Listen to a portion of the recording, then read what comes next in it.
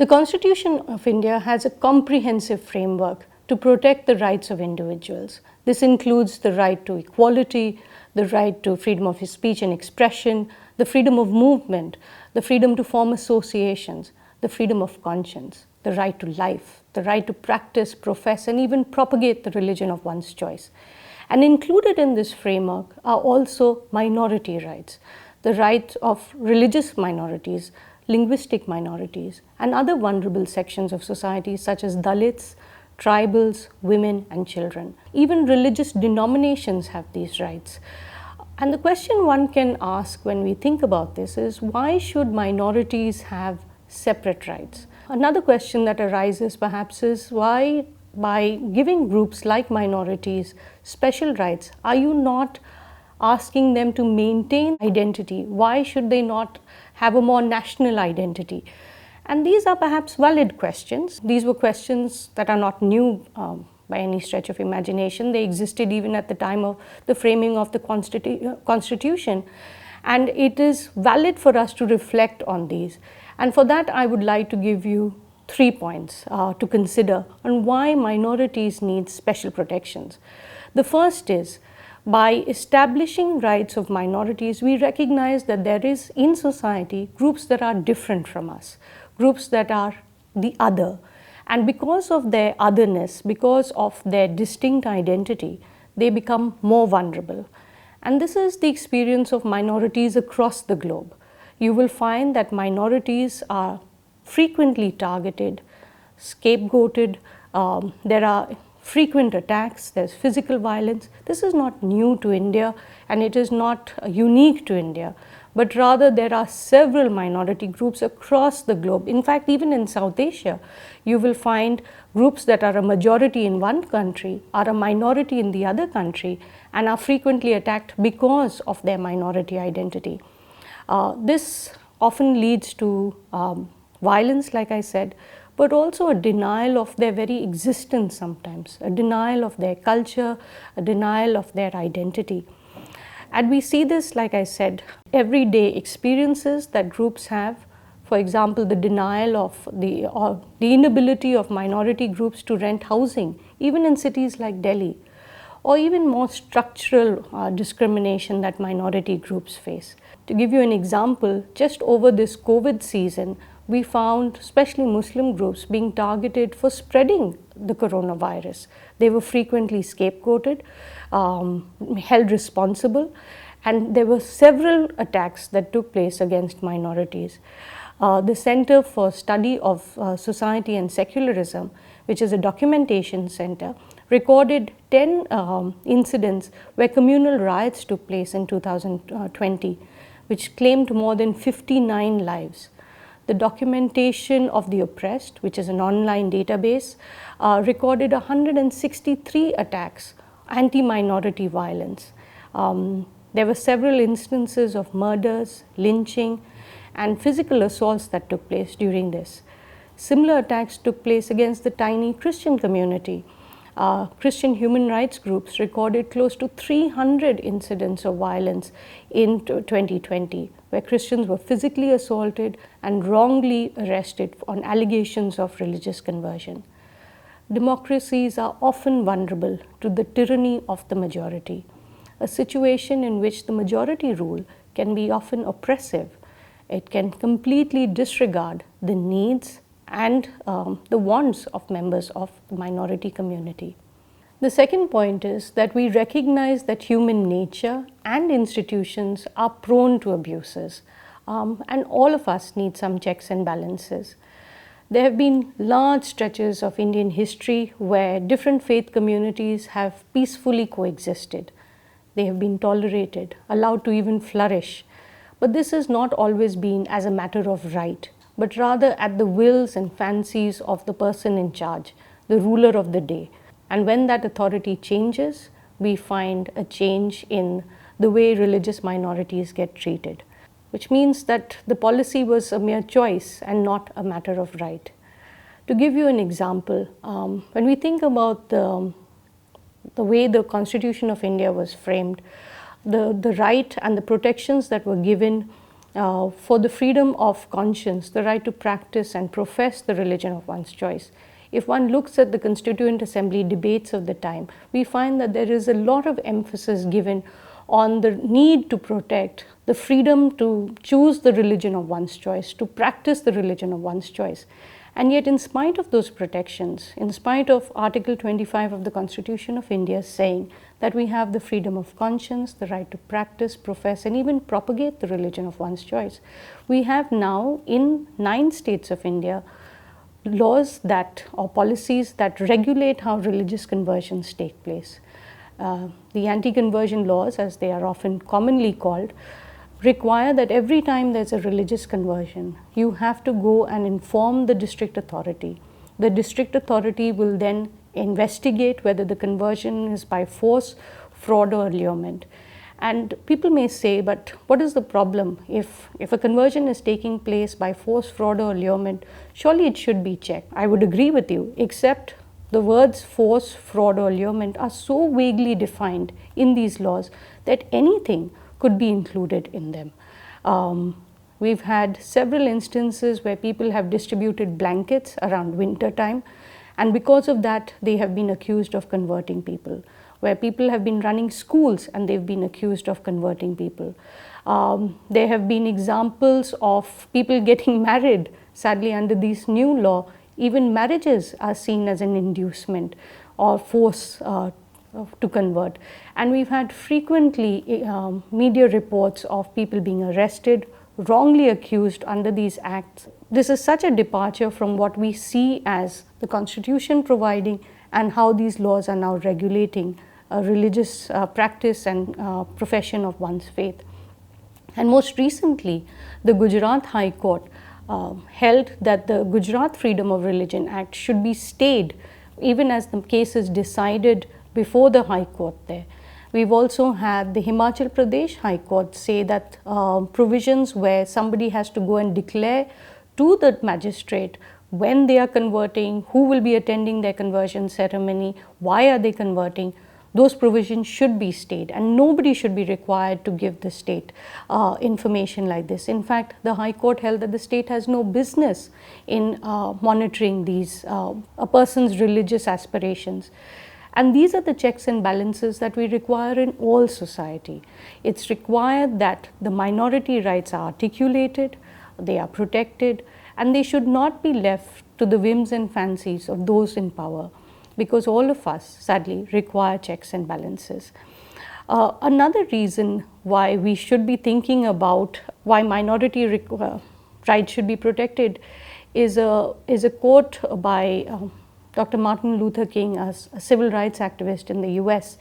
And he said very succinctly that it may be true that the law cannot change the hearts, but it can restrain the heartless. It may be true that the law cannot make a man love me, but it can keep him from lynching me. And I think that is pretty important also. So there is a need for executive orders. There is a need for judicial decrees. There is a need for civil rights legislation on the local scale within states and at the national scale from the federal government. All of us requires laws and boundaries so that we know how to respond to the other. In our society, this is so desperately needed, where there is a culture of impunity that is reigning, where people can attack religious minorities, Dalits, women, and tribals, and yet face no consequences. We need good, strong legislation to keep these things in check. But sadly, laws are not enough. And Dr. Ambedkar, who was the chairperson of the Constituent Assembly drafting committee, in his speech stressed that these principles of liberty and equality and fraternity are not to be treated as separate items in a trinity. They form a union, he says, in a sense that to divorce one from the other will defeat the very purpose of democracy. Liberty cannot be divorced from equality. Equality cannot be divorced from liberty. Nor can liberty and equality be divorced from fraternity. Without equality, liberty would produce the supremacy of the few over the other. Equality without liberty would kill individual initiative. Without fraternity, liberty would produce supremacy of the few over the many. Without fraternity, liberty and equality could not become the natural course of things. It would require a constable to enforce them. And this fraternity that is described by Dr. Ambedkar is the third crucial part of why we need to protect minority rights. Fraternity helps us develop a sense of brotherhood among all Indians. It is Indians being seen as one group. It is the principle, Dr. Ambedkar says, that brings solidarity to social life. And this brings us to our third point. By recognizing minority rights, we recognize that in spite of our differences, there is something larger that binds us together. Dr. Ambedkar, who is the chairperson of the Constitution Drafting Committee, is quoted as saying, these principles of liberty, equality, and fraternity are not to be treated as separate items in a trinity. They form a unity of trinity in a sense that to divorce one from the other is to defeat the very purpose of democracy. Liberty cannot be divorced from equality, equality cannot be divorced from liberty, nor can liberty and equality be divorced from fraternity. Fraternity, he said, liberty would produce supremacy of the few over the other. Without fraternity, liberty and equality could not become the natural course of things. They would require a constable to enforce them. This fraternity, as described by Dr. Ambedkar, means a sense of common brotherhood of all Indians. If Indians are to be seen as one person or one people, it is fraternity that's required. It is this principle that brings solidarity and unity in social life. But fraternity does not mean absorption into a whole, but rather it is the respect for the other based on principles of common brotherhood and dignity of each person. Fraternity must undergird all human relationships for freedom, justice, and equality to truly flourish. The Constitution of India in the Hindi language uses the term bandhutta for the term fraternity. Bandhutta draws on this powerful concept of being bound together, being united together, knitted together. It is a powerful vision of citizens of India coming together, joining hands for the sake of the country. India is a salad bowl, not a melting pot, where each element loses its distinct identity. We are to preserve each other's distinct identity and flourish in that. Reverend Jerome D'Souza, who was also a member of the Constituent Assembly, had argued that a certain degree of homogeneity is required perhaps, but absorption in the sense of cultural and religious or any other absorption is something against which it is necessary for us to be guarded. The strength of this land will be based upon the strength of its individual members of different communities, and they will not achieve their full strength unless they base themselves on convictions and ideals that are their very own. Cultural autonomy, he said, for which he was pleading and which has been promised so far, is not inconsistent with national strength, even though they sometimes appear to be opposed to national unity. It is consistent with it, he argued. And this is why it is so important for us as a nation to come together. In a very interesting study by Dr. Brian Grimm, Dr. Greg Clark, and Robert Snyder, a global study showed that countries with lower levels of religious hostility and government restrictions on religion ranked higher in primary education, in health, in technical training, technological readiness, innovation, communications and transport infrastructure, market efficiency, business sophistication, and the list goes on and on. Religious freedom, he would argue, also contributed to overall peace and stability and helped lower corruption, two important ingredients of economic development. Fraternity not only ensures development of all, but makes economic sense. Research suggests that as social and religious conflicts grow, the development of a nation is gravely impacted. frequent sectarian violence we know has injured the Indian economy. According to media reports, various media reports, as social tensions have risen in India, we have lost our attractiveness to global investors. Leading asset managers will point to the change in policy, the rise in sectarian violence and instability as key drivers for restricting foreign investment in India. We can ill afford this in the wake of the COVID pandemic.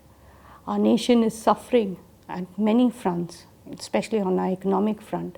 And as sectarian violence increases, we find that this will continue to impact our economic growth. If we want to emerge strongly out of this, we need to learn to work together. We need to be able to stand up for the rights of religious minorities, linguistic minorities, and other vulnerable sections of society. We need to come together, not only because it makes sense for us as a nation and it's good for us as a nation, but it makes economic sense. We literally cannot afford it. And I really hope that even as we dream about a nation, that we will be able to find ways to work together, that as religious communities we will speak out for each other, we will stand up for each other, we will call out violence that is happening in the name of our religion. We will speak up for those who are different from us. And if India wants to emerge in a financially stronger position in the post-pandemic economy, we need to think about ways that we will work together. The drafters of the Constitution of India saw India's religious diversity as a strength and an integral part of India's ethos. Addressing the Constituent Assembly, S. Radhakrishnan, then a member of the Constituent Assembly and later President of India, noted, "India is a symphony where there are, as in an orchestra, differing instruments, each with its particular sonority, each with its special sound, all combining to interpret one particular score. It is this combination that this country has stood for."